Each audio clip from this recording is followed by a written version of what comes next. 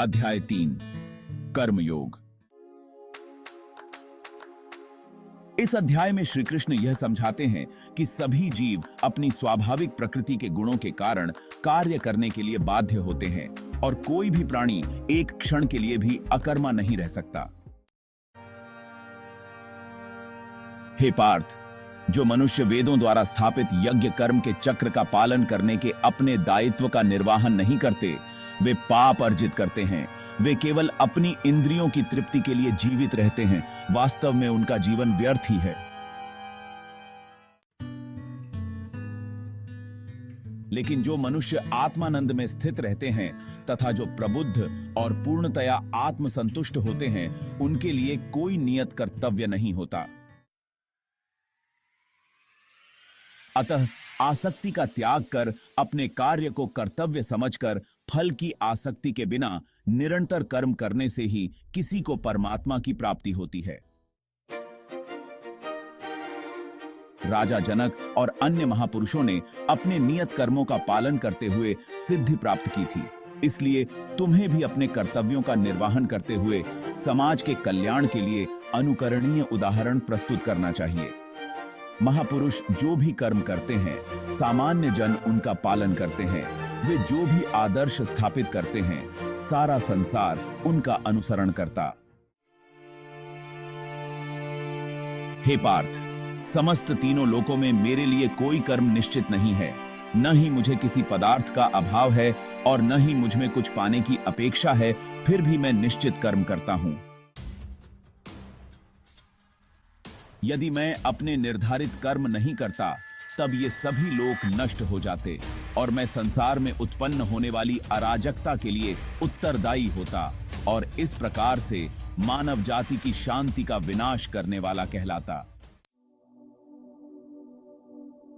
हे भरतवंशी, जैसे अज्ञानी लोग फल की आसक्ति की कामना से कर्म करते हैं, उसी प्रकार बुद्धिमान मनुष्यों को लोगों को उचित मार्ग की ओर चलने के लिए प्रेरित करने हेतु अनासक्त रहकर कर्म करना चाहिए। जीवात्मा देह के मिथ्या ज्ञान के कारण स्वयं को अपने सभी कर्मों का कर्ता समझती है। यद्यपि विश्व के सभी कार्य प्रकृति के 3 गुणों के अंतर्गत संपन्न होते हैं, लेकिन अहंकारवश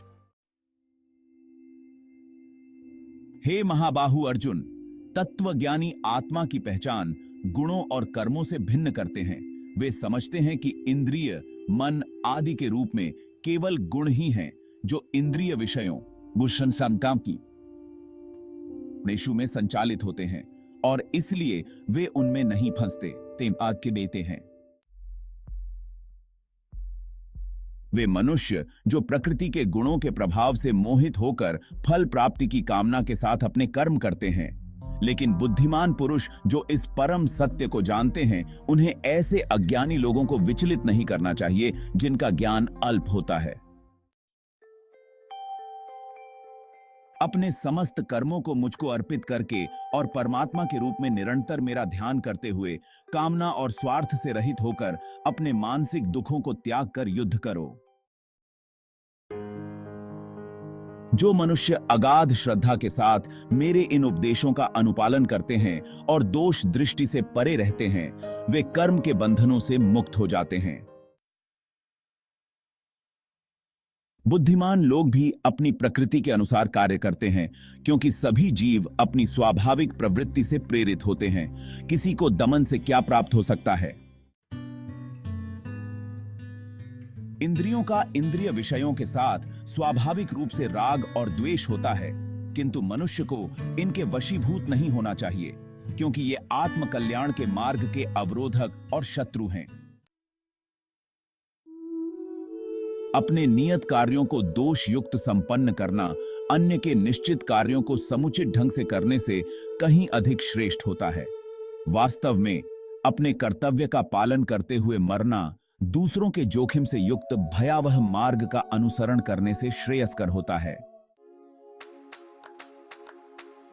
अर्जुन ने कहा, हे वृष्णिवंशी, श्री कृष्ण, इच्छा न होते हुए भी मनुष्य पापजन्य कर्मों की ओर क्यों प्रवृत्त होता है? ऐसा प्रतीत होता है कि उसे बलपूर्वक पाप कर्मों में लगाया जाता है। परमात्मा श्री कृष्ण कहते हैं, अकेली काम वासना जो रजोगुण के संपर्क में आने से उत्पन्न होती है और बाद में क्रोध का रूप धारण कर लेती है, इसे पाप के रूप में संसार का सर्वभक्षी शत्रु समझो। जैसे अग्नि धुएं से ढकी रहती है, दर्पण धूल से आवृत रहता है तथा भ्रूण गर्भाशय से अप्रकट रहता है, उसी प्रकार से कामनाओं के कारण मनुष्य के ज्ञान पर आवरण पड़ा रहता है। हे कुंती पुत्र, इस प्रकार ज्ञानी पुरुष का ज्ञान भी अतृप्त कामना रूपी नित्य शत्रु से आच्छादित रहता है, जो कभी संतुष्ट नहीं होता और अग्नि के समान जलता रहता है। इसलिए हे भरतवंशियों में श्रेष्ठ, प्रारंभ से ही इन इंद्रियों को नियंत्रण में रखकर कामना रूपी शत्रु का वध कर डालो, जो पाप का मूर्त रूप तथा ज्ञान और आत्मबोध का विनाशक है। इंद्रियां स्थूल शरीर से श्रेष्ठ हैं और इंद्रियों से उत्तम मन, मन से श्रेष्ठ बुद्धि और आत्मा बुद्धि से भी परे है। इस प्रकार हे महाबाहु, आत्मा को लौकिक बुद्धि से श्रेष्ठ जानकर अपनी इंद्रिय, मन और बुद्धि पर संयम रखो और आत्मज्ञान द्वारा काम रूपी दुर्जेय शत्रु का दमन करो।